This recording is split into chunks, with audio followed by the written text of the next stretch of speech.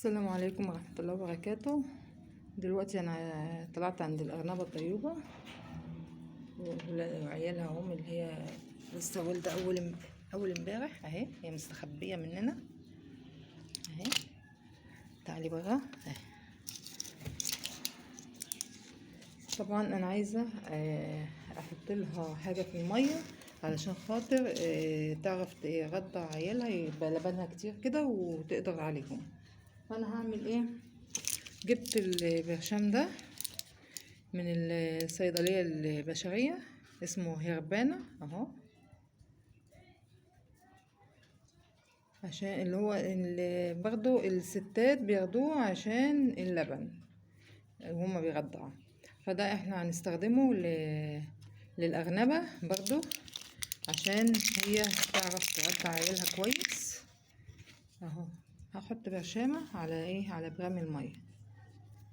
معلش عشان انا بسم الله الرحمن الرحيم.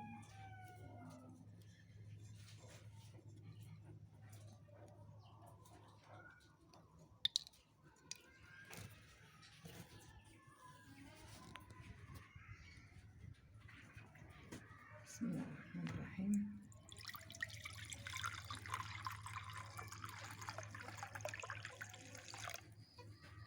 هي عطشانة، سمعت صوت المية.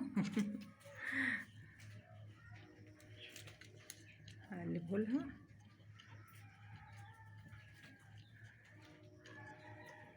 ده عشان يزود اللبن لعيالها، عشان زي ما احنا عارفين ان هم عيالها زيادة عن 8. فطبعا اللي زيادة عن 8 دول بيبقوا محتاجين معاملة خاصة اهي. هي عطشانة اهي. النهاردة طبعا الجو حار وهي عطشانة قوي.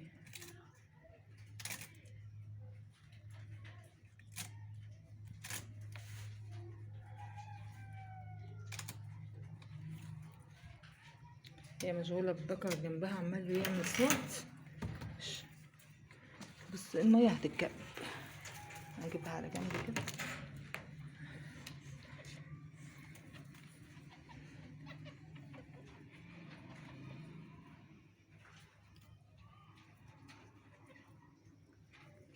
ما تنسونيش في اللايك والشير والسبسكرايب ودعموني في القناة،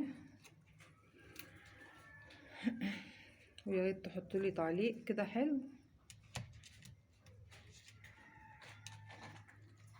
طبعا لسه هنديها حقن تانية النهارده، بس هعمله في فيديو تاني عشان معيش حد يمسكها دلوقتي، مش هعرف اديها الحقن واصور. السلام عليكم ورحمة الله وبركاته.